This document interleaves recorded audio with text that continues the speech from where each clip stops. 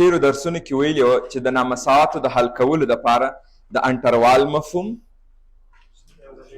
د اشارې ټاکل او د غیر مساواتو خاصیتونه، دا درې موضوعات باید ستاسې زده وي چې پر درو سرو باندې موږ تاسې کار وکئ په بلد سولو. د انټروال په مطلب پوه سولو، اشاره څنګه وټاکو د یو الجبري افادې په دې بلد سولو، او د غیر مساواتو خاصیتونه په دې باندې هم موږ تاسې بلد سو. اوس چې په دې باندې پوهیږو نو زه څنګه وکولی سم چې غیر مساوات حل کم. اول تاسو دې توجه وکړئ چې موږ کم غیر مساوات مطالعه کوو، یعنی د کم یو حل وایو. یو موږ تاسې دا غیر مساوات وایو، ټول یو مجهوله دي، په آخر کې یوه دانه دوه مجهوله هم لرو، خو دا نور یو مجهوله دي. لومړی درجه یو مجهوله خو دی، اما درجه یې څو دی؟ لومړی. بل د باینومونو ضرب هر څو دانې چې وي. بل یعنی کسري غیر مساوات چې دا حاصل تقسیم حالت دی.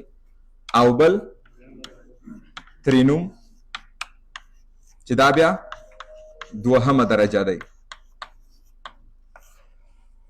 او یو دانه بیا موږ تاسې په د دې په پای کې د دې څلورو نه وروسته وایو چې هغه دوه مجهوله دي، دوه مجهوله غیر مساوات. دا د دوه مجهوله غیر مساوات مبحث دی اوس وي. راځو لومړی څلور دانو ته. د دغه څلور ډولو غیر مساوات سره تاسې په مختلفو مبحثونو کې مخامخ کیږئ. لومړی درجه د غیر مساواتو مسله خو په یاد ده، څلور سمبول هم په یاد دي، یو نه یو په منځ کې راغلی، بس دې ته موږ تاسې وایو غیر مساوات. اوس نو غیر مساوات لومړی درجه وي، د باینومونو ضرب وي، کسري حالت وي، او یا ترینوم وي. که زه د دې د غیر مساوات سره مخامخ سم، زه څه کولی سم؟ یو پړاو زه تاسې ته وایم او جواب په مغه یوه پړاو لاسته راځي، او هغه پړاو زه داسې درته لیکم.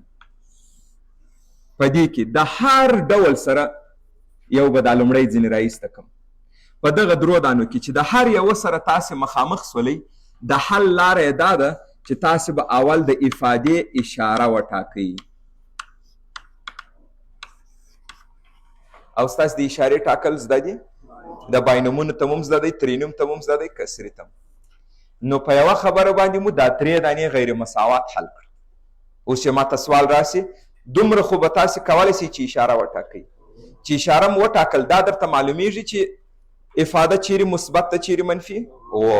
او اوس نو په دا دوو دانو ساحو کې چې یو ځای افاده مثبت ده یو ځای منفي، یو نه یوې د نامساواتو حل وي. بیا ته به وګورې چې کوچنی تر صفر افاده راغلی که لوی تر صفر، هغه سیمه به راواخلي.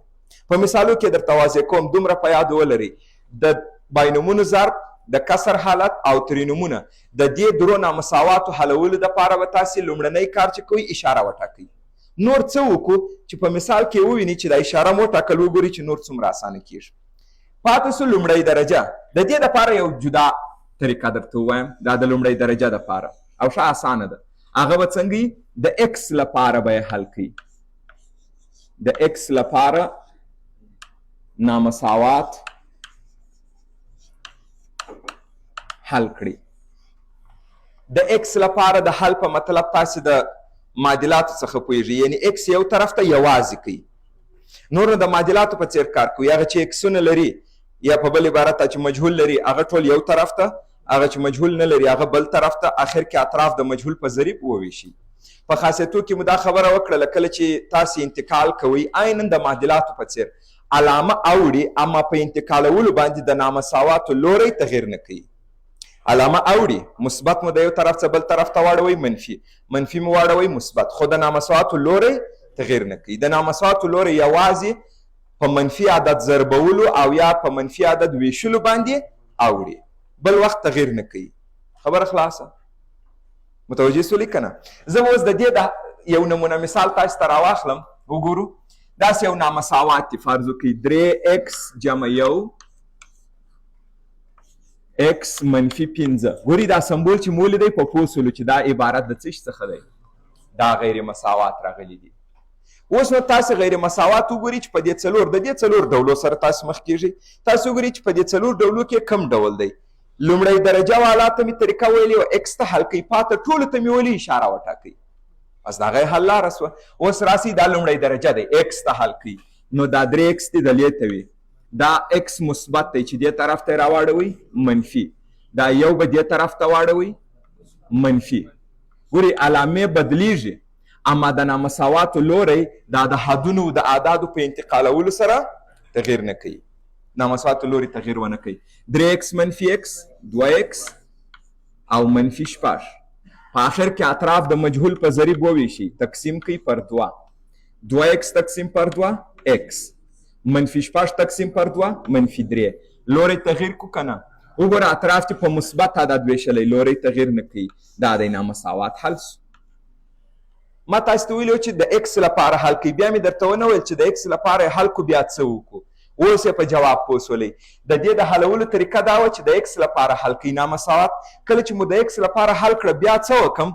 هماغه د جواب پیدا سو نور نو اوس اکس کوچنی تر منفي 3 د هغه په خپله جواب دی د سوال که په انټروال در څخه وغواړي دا کار اوس موږ تاسې کولی سو کوچنی تر منفي 3 معلوم دی چې تر کم ځایه نه دی معلوم یعنی مطلب دا دی چې منفي 3 څه کوچنی هر عدد چې ستا زړی ختمېدل نه لري نو مطلب دا سو چې منفي لایتنی ګوري دا اوس په خپله ورته لیکای سم دا رقم یا اکس کوچنی تر منفي 3 دی تر کومه ځایه پورې دا عدد اجازه لري هر عدد چې ستا زړی یعنی محدودیت نه لري دا محدودیت چې نه وي دغسې یو شي ته موږ تاسې لایتنی ویلي نو مثبت مې ولې ونه لیکئ چې منفي مې ولیکئ تاسو ویلي چې کوچنی کېږي نو ته د منفي لایتنۍ طرف ته روان یې دغه ځای باندې به لږ فکر وکړئ چې اضافه کموي او که د انټروال په شکل یې وغواړو جواب ولیکو دا عدد څو رالی منفي 3 دا یې منفي لایتنۍ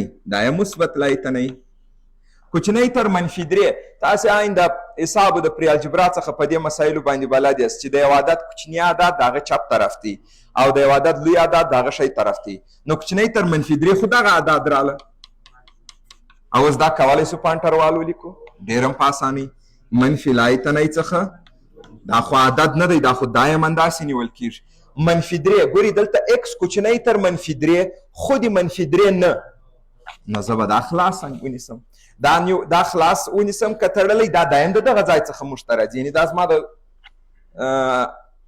علاقې یا زما د خواهش مربوط نه دی دا زه ګورم چې په سوال کې څه ډول جوړ دی نو دا اول ډول یې ډېر زیات اسانه نه و ما تاسو ته طریقه ویل چې اکس ته حل کړه چې اکس ته مو حل کوئ بس همغه یې جواب دی اوس نو چې څومره لومړی درجه غیر مساوات تاسې ولیدله د ټولو د حل لاره څه ده اکس ته حل کړه او تا ته په اخر کې جواب لاس ته راځي په دې مسله بلد سولئ ښه